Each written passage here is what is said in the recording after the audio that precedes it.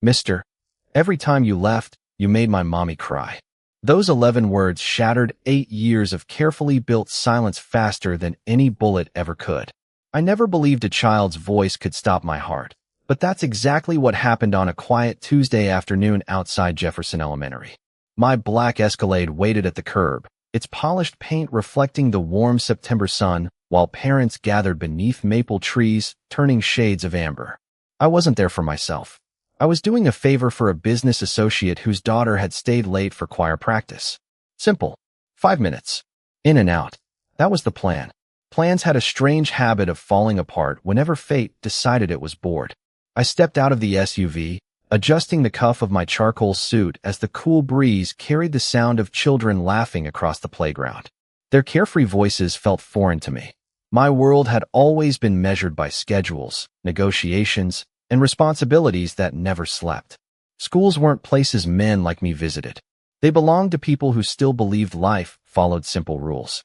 A little girl with long blonde hair skipped down the front steps, clutching a worn purple backpack nearly as big as she was. She couldn't have been older than 6. She stopped halfway across the sidewalk. Her bright blue eyes locked onto mine with the kind of certainty children possessed before the world taught them to doubt themselves. Instead of running toward the waiting parents, she walked straight to me. I assumed she was lost. Maybe she thought I was someone else's father. It happened sometimes. I offered the polite smile I reserved for strangers and bent down slightly so I wouldn't tower over her. Before I could ask whether she needed help, her tiny fingers wrapped around the sleeve of my jacket. She looked up at me without fear. Mister, every time you left, you made my mommy cry. The world around me disappeared. The chatter of parents faded. The distant whistle from the crossing guard vanished. Even the breeze seemed to stop moving. I stared at the little girl, convinced I'd misheard her. What did you say? I asked quietly. She tilted her head, confused by my expression, as though she'd only repeated something obvious. Mommy always cried after you left. She thought I never noticed, but I did. My chest tightened in a way I couldn't explain. Children invented stories all the time. They confused faces. They imagined connections that didn't exist. That's what I told myself. Then she smiled. It wasn't the smile that unsettled me. It was the tiny dimple in her left cheek. I had seen that exact smile before. Years ago, on someone I had spent countless nights trying to forget because remembering hurt too much. Before I could speak again, the front doors of the school opened. A woman stepped outside carrying a stack of art projects pressed against her chest. She looked exhausted, like someone balancing too many responsibilities with too little sleep, yet she carried herself with quiet dignity. Her chestnut hair moved gently in the breeze as she searched the crowd. Then her eyes found mine. Everything in her face changed. The color drained from her cheeks. The papers slipped from her hands, scattering across the sidewalk like fallen leaves. Emily Carter froze exactly where she stood. 8 years disappeared in a single heartbeat, and for the first time since I walked away believing she had chosen someone else, I realized she looked at me the same way I had looked at her every single day since, like seeing a ghost she had never stopped loving. Emily did not move. Neither did I. The scattered construction paper fluttered across the sidewalk while children rushed past us, laughing, chasing one another toward waiting cars, completely unaware that 2 lives had just collided without a single touch. Lily looked up at her mother, then back at me with innocent curiosity. She smiled as though she had done nothing unusual. Maybe, in her world, she had not. Children only spoke the truths adults tried hardest to bury. Emily finally inhaled, the sound barely reaching me over the distant rumble of traffic. She hurried forward, dropping to one knee beside Lily with trembling hands. "Sweetheart," she whispered gently, brushing a loose strand of blonde hair behind her daughter's ear. "Come here." Lily frowned. "Did I say something wrong?" Emily forced a smile that looked painfully rehearsed. "No, baby, but we have to go home." Lily nodded, then glanced back at me one more time. "I told him what you always say when you think I am asleep." Emily closed her eyes for the briefest moment. I saw her shoulders rise with a slow breath before she stood again. 8 years had changed her. The carefree college student I once knew had become a woman carrying invisible weight. There were faint shadows beneath her hazel eyes. A silver bracelet rested loosely around her wrist where I remembered a leather friendship band I had given her during our last summer together. Everything else felt hauntingly familiar. She still tucked her hair behind her ear whenever she was nervous. She still refused to meet my eyes when emotions threatened to overwhelm her. Adrian, she said quietly, my name sounding unfamiliar after so many silent years. Please, not here. 1,000 questions crowded my mind at once. Why had she disappeared? Why had she never answered my letters? Why had that little girl spoken as if she knew me? Most of all, why did Lily's smile look so painfully familiar? Who is she? I asked before I could stop myself. Emily looked toward Lily, who was now crouching beside the fallen art projects, carefully gathering every sheet instead of leaving a single one behind. She is my daughter, Emily answered. For simple words. Nothing more. Nothing less. Yet something inside me refused to settle. I had spent years training myself to notice details other people ignored. Tiny habits, expressions, patterns. Lily tilted her head exactly the way I did whenever I studied someone. Even the tiny crease between her eyebrows appeared whenever she concentrated. Coincidences existed. I had built my career assuming they did not. Emily stepped closer, lowering her voice until only I could hear. Whatever questions you have, this is not the place. Before I could respond, Lily ran back with the stack of colorful papers hugged tightly against her chest. Mommy, I got everything. Emily kissed the top of her daughter's head with automatic tenderness. The gesture felt practiced from thousands of ordinary afternoons, the kind of afternoons I had never imagined for myself. Lily reached for Emily's hand, then unexpectedly stretched her other hand toward me. Are you coming too? She asked with complete sincerity. Emily's eyes widened. I could not answer. My voice had disappeared somewhere between memory and disbelief. A silver sedan pulled into the pickup lane, and an older woman leaned across the passenger seat. Emily, honey, are you all right? Emily nodded too quickly. Yes, Mrs. Brooks. We are coming. She opened the rear door for Lily, who climbed inside but rolled the window back down before Emily could close it. Bye, Mr. Adrian, she called cheerfully. Maybe Mommy will smile today. The sedan disappeared into afternoon traffic, leaving me standing alone beneath the maple trees. I watched until the taillights vanished around the corner. Only then did I notice one piece of construction paper still resting on the sidewalk near my polished shoes. I bent down and picked it up. Across the top, written in careful first-grade handwriting with purple crayon, were 5 simple words that made my pulse stop all over again. My family. I stood there long after the school parking lot had emptied, the purple crayon drawing still trembling between my fingers. At the top of the page, the words my family curved unevenly across the paper. Below them stood 3 stick figures beneath a bright yellow sun. A little girl with long blonde hair stood in the middle, holding the hands of a smiling woman on one side and a tall man in a dark suit on the other. The woman's figure had the word Mommy written above it. The little girl was labeled Lily. The man had only one word above his head. Adrian. My heartbeat echoed louder than the passing traffic. Children did not invent names like that by accident. I slowly turned the paper over.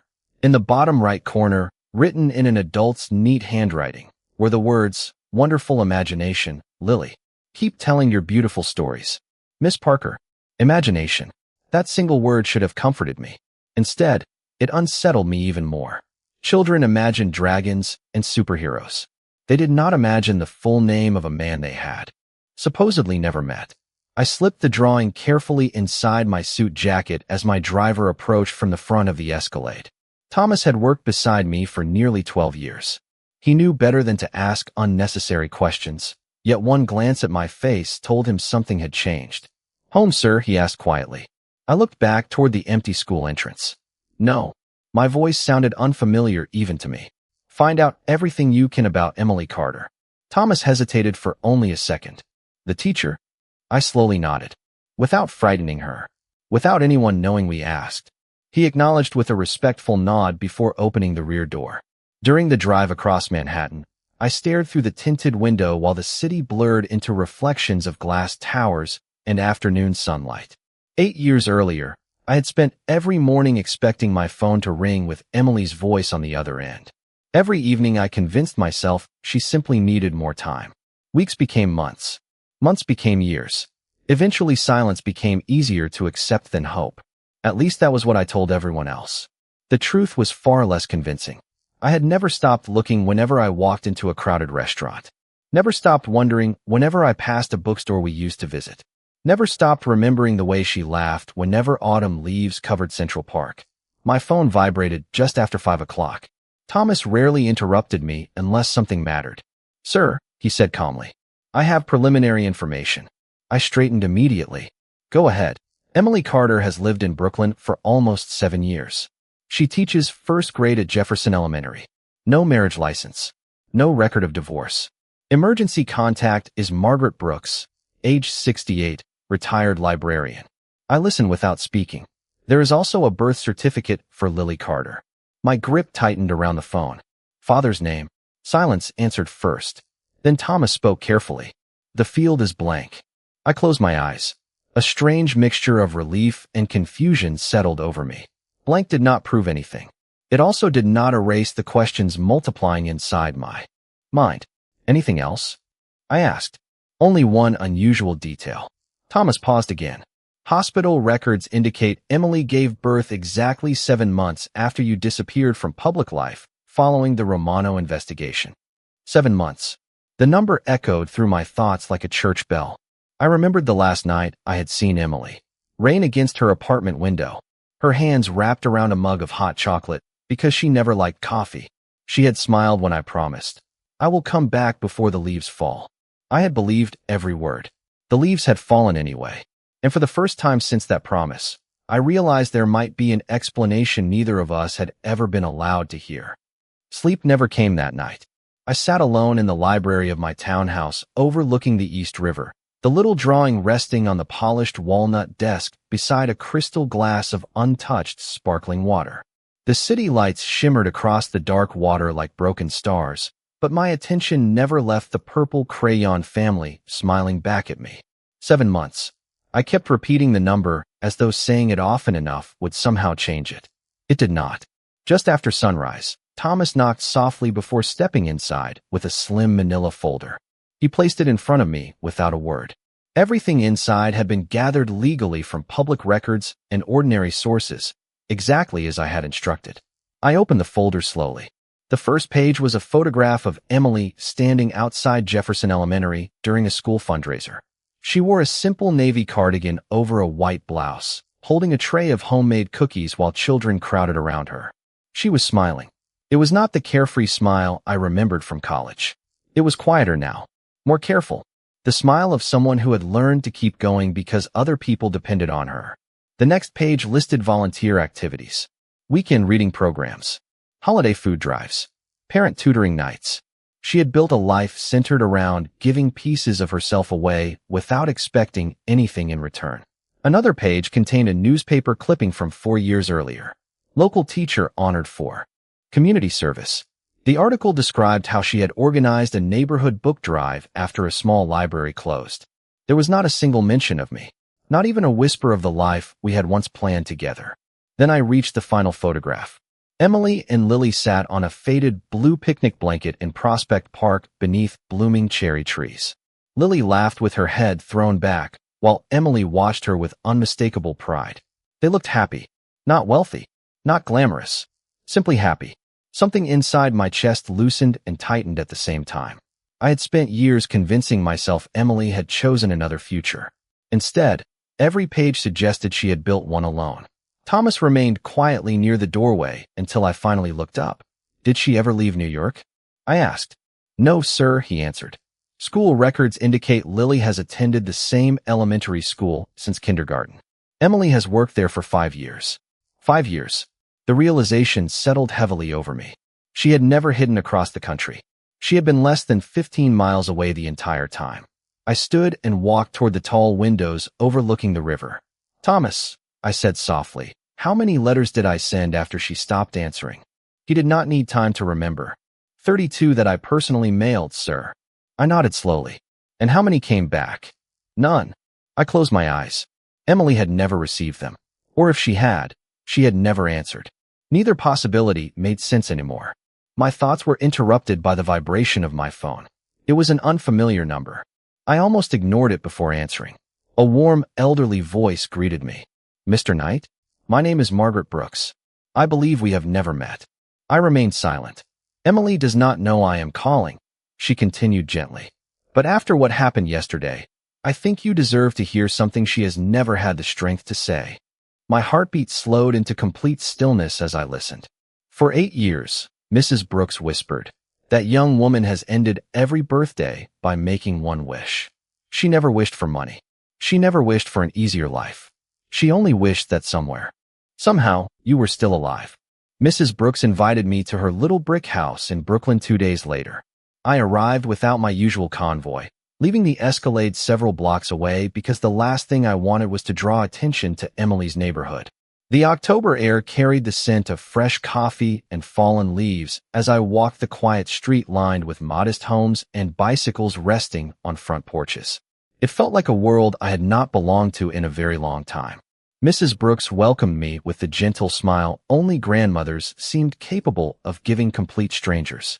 Her living room was warm, filled with family photographs, knitted blankets, and shelves overflowing with old novels. Nothing expensive, everything loved. She handed me a mug of hot chocolate before taking a seat across from me. "Emily always remembered you hated coffee," she said softly. I looked down at the steaming mug, unable to speak. I had forgotten that detail myself. She never had. Mrs. Brooks reached into a wooden cabinet and carefully placed a weathered storage box on the coffee table between us. "She does not know I kept these," she whispered. Inside were dozens of unopened envelopes, each one bearing my handwriting. My breath caught in my throat. Every letter I had ever mailed was there, their edges yellowed with time, the stamps faded but untouched. None of them had been opened. I picked up the first envelope with trembling fingers. My own name stared back at me beside Emily's old apartment address. "How?" I finally managed to ask. Mrs. Brooks sighed deeply. "They never reached her. After she moved, someone collected her mail before it could be forwarded. Months later, the landlord found these locked inside an abandoned mailbox and gave them to me because he knew I was helping Emily with Lily." I stared at the stack in disbelief. 32 chances to explain. 32 chances that had disappeared before either of us ever saw them. "Why did you never give them to her?" I asked quietly. Tears gathered in the elderly woman's eyes. "Because by the time I received them, she had convinced herself you had chosen another life. She was finally sleeping through the night. I was afraid reopening old wounds would destroy the peace she had fought so hard to build." I understood her intention, but the weight of those unopened letters felt heavier than anything I had ever carried. Carefully, I opened the first envelope. The paper inside had softened with age. My own words stared back at me. "Emily, I know something terrible has happened because you would never leave without saying goodbye. I am coming back. Please wait for me." I closed my eyes. I had written that 8 years ago believing she would read it within days. Instead, it had spent nearly a decade sealed inside an envelope. Mrs. Brooks quietly reached into the box once more and removed a small notebook wrapped in faded blue fabric. "This belongs to Emily," she said. "I should not show you this, but perhaps it is time." She opened to a page dated exactly 1 month after I had disappeared. The handwriting was unmistakably Emily's. "Adrian, today the doctor confirmed I am pregnant. I wanted to tell you first. I waited all afternoon, hoping you would call. Maybe tomorrow. If you are happy somewhere else, I promise I will never stand in your way. But I hope, with everything left in my heart, that one day our child will know the man I fell in love with." The room became perfectly silent. At that moment, every misunderstanding that had shaped the last 8 years no longer felt accidental. Someone had not simply separated us. Someone had carefully erased every bridge that could have led us back to each other. When I left Mrs. Brooks's house, the blue notebook remained etched into my memory more clearly than the skyline stretching across the East River. Every word Emily had written carried the quiet hope of someone who believed love deserved one more chance, even when life had already answered with silence. I sat inside the Escalade without telling Thomas to start the engine. For the first time in years, I realized the greatest mistake of my life had not been trusting the wrong people. It had been believing silence always meant rejection. Sometimes silence was simply something created by another person's hands.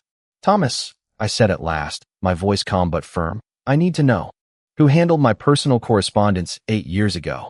He met my eyes through the rearview mirror. "You believe someone intercepted the letters." "I no longer believe it," I answered quietly. "I know it."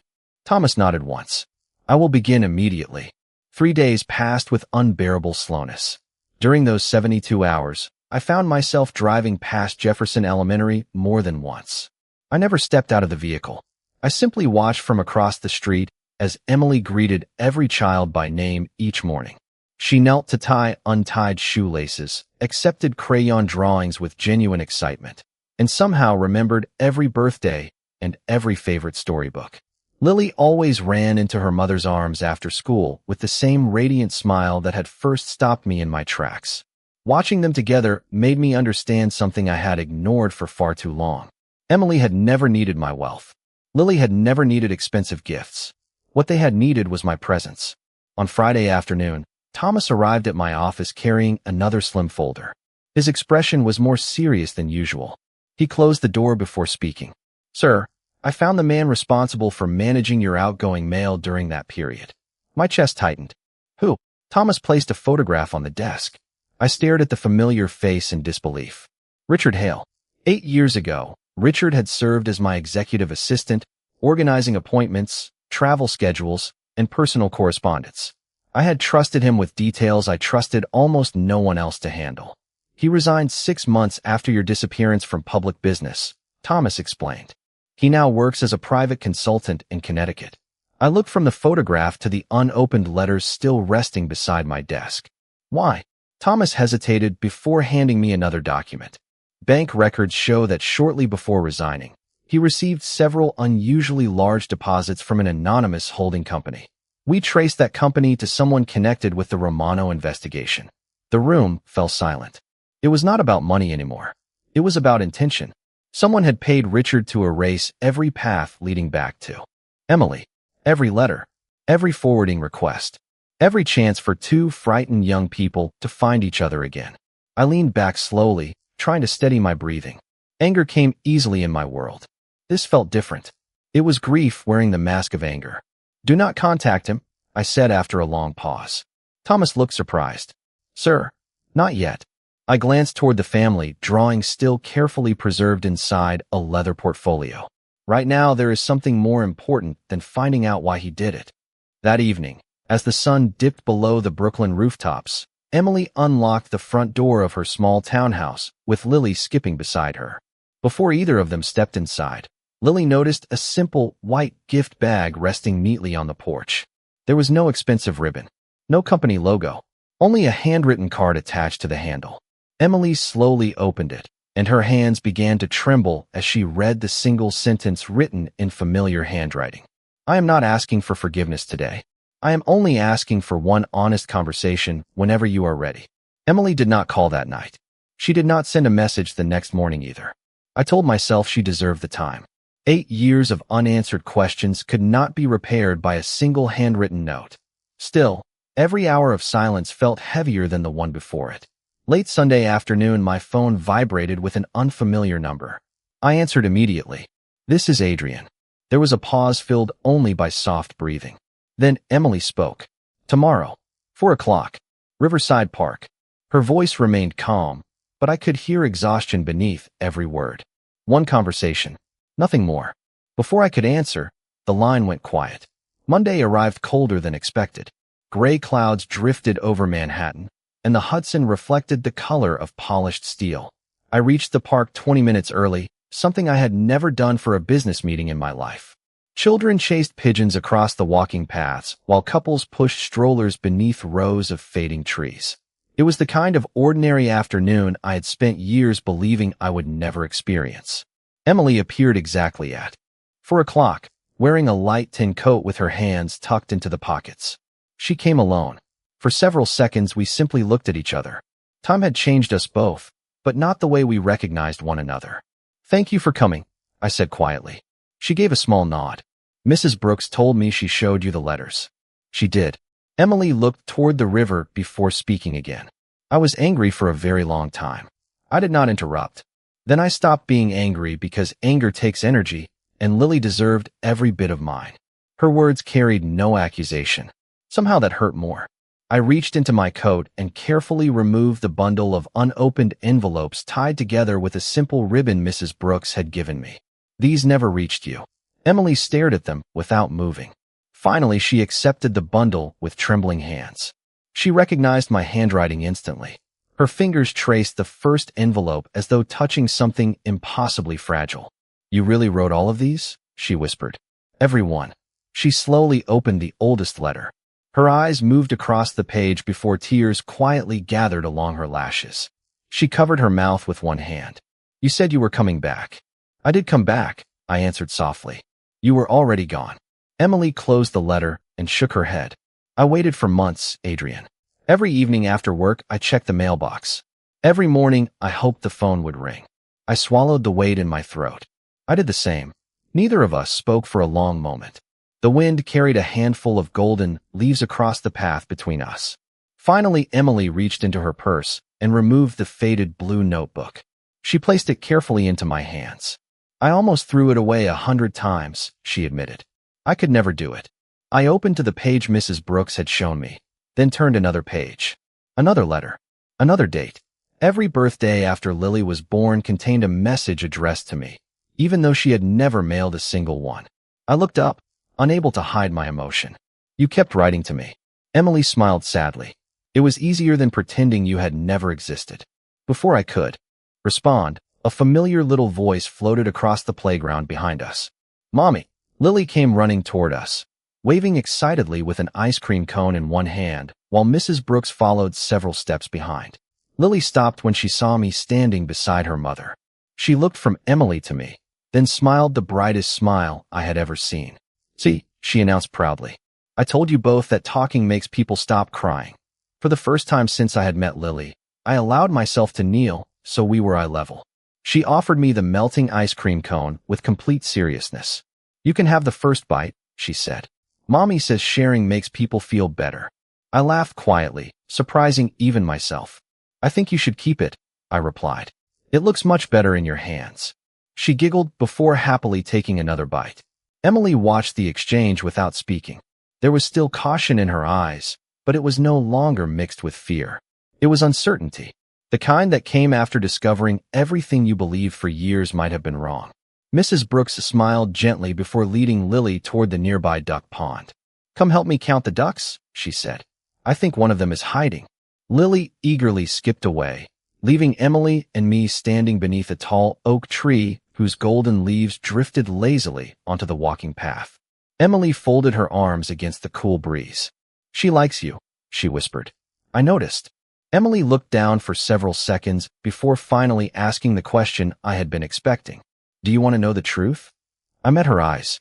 "More than anything." She took a slow breath. "The day I learned I was pregnant, I called your apartment 3 times. No answer. I drove there after work."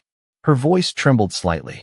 "Your building manager told me you had left without saying when you would return. A week later, someone delivered a message saying you had chosen your family's business over everything else and that I should move on." I frowned. "I never sent anyone." "I know that now." She looked toward Lily, who was laughing beside the pond while tossing tiny crumbs to the ducks. "At the time I believed it because every day that passed without hearing from you made it easier to believe the worst." I slowly removed my wallet and unfolded an old photograph I had carried for 8 years. It showed the two of us sitting on a park bench during our last autumn together, smiling at the camera while holding paper cups of hot chocolate. The edges were worn from being opened countless times. Emily stared at it with tears filling her eyes. "You kept it." "It never left my wallet." She reached into her purse and quietly removed something wrapped inside a soft cloth. When she unfolded it, my breath caught. It was the silver compass keychain I had given her on her 23rd birthday. The tiny engraved words were still visible. "No matter where life takes us, find your way back." Emily smiled through her tears. I carried it every single day. We stood there in complete silence, holding pieces of a life neither of us had truly abandoned. Then Emily said the words that changed everything. "Lily deserves the truth." I nodded slowly, my heart racing faster than it had in years. "Only if you are ready." Emily called softly. "Lily, sweetheart, come here for a minute." The little girl ran back toward us with flushed cheeks and bright eyes. She slipped one hand into her mother's and looked curiously at me. Emily knelt beside her daughter, gently brushing a strand of blonde hair away from her face. "Remember how you always asked me about your daddy?" Lily nodded eagerly. Emily looked at me for a long moment before smiling with quiet certainty. "Honey, the kind man standing beside us is your father." Lily blinked once, then twice. She looked at me with those same bright blue eyes that had unknowingly changed my life outside Jefferson Elementary only days before. Finally, she smiled the simplest, most beautiful smile I had ever seen and asked the question I had dreamed of hearing without even knowing it. "Does that mean you are coming home with us now?" For one long, unforgettable moment, I could not answer. Lily's question hung gently in the cool afternoon air while golden leaves drifted around us like quiet reminders that every season eventually changed. I looked at Emily first. She did not speak. She simply gave the smallest nod, as if she was no longer asking me to prove who I had been 8 years ago, but inviting me to show who I could become now. I smiled at Lily and carefully took her little hand in mine. "If your mommy is comfortable with that," I said softly, "I would be honored to come home with both of you." Lily's face lit up brighter than the autumn sun. She wrapped her small arms around my waist without hesitation, hugging me with the complete trust only a child could offer. I closed my eyes for a second, overwhelmed by a feeling no accomplishment, no success, and no amount of wealth had ever given me. It felt like finding the missing piece of my own life. That evening we shared dinner around Emily's small kitchen table. The meal was simple: homemade chicken noodle soup, warm bread, and apple pie that Mrs. Brooks insisted on bringing over despite Emily's gentle protests. Lily spent nearly the entire meal asking questions. What was my favorite color? Did I like cartoons? Could I ride a bicycle? Had I ever built a snowman? Every answer made her laugh a little harder. Every laugh quietly repaired something inside me that I had not realized was broken. After dinner, Lily disappeared upstairs to brush her teeth before bedtime. The house grew peaceful. Emily and I stood together on the back porch beneath a sky filled with early evening stars. Neither of us rushed to fill the silence. It no longer felt uncomfortable. It felt earned. "I used to imagine this conversation 100 different ways," Emily admitted quietly. "None of them looked like this." I smiled gently. "Mine never did either." She turned toward me. "What happens now?" I looked through the kitchen window where Lily was carefully placing crayons back into a small plastic box before bed. "Now I learn how to become the father she already believes I can be." Emily's eyes glistened. "That will take time." "I know." I nodded. "And I am finished running out of time." Over the months that followed, my life changed in ways I could never have predicted. My calendar slowly filled with school concerts instead of endless evening meetings. Saturday mornings became library visits, pancake breakfasts, and helping Lily practice spelling words at the dining room table. I discovered that reading the same bedtime story 5 nights in a row was somehow more rewarding than closing the largest business deal of my career. Emily never asked me to become someone different. She only asked me to be present. It turned out that showing up every day required more courage than anything I had ever faced before. One spring afternoon, nearly a year after that first meeting outside Jefferson Elementary, Lily came home carrying another classroom art project. She proudly handed it to me before running upstairs to change out of her school clothes. I unfolded the paper slowly. Across the top, written in much neater handwriting than before, were the familiar words "my family." This time there were still 3 figures beneath a bright yellow sun, but something had changed. All 3 were smiling, holding hands beneath a little house with flowers growing beside the front steps. At the bottom of the page, Lily had written one final sentence in careful blue crayon. "Mommy smiles every day now." I looked toward the staircase where Emily stood watching quietly. Neither of us needed to say another word. Sometimes the greatest victories are not measured by power, reputation, or everything we manage to build. Sometimes they are measured by the tears that never have to fall again.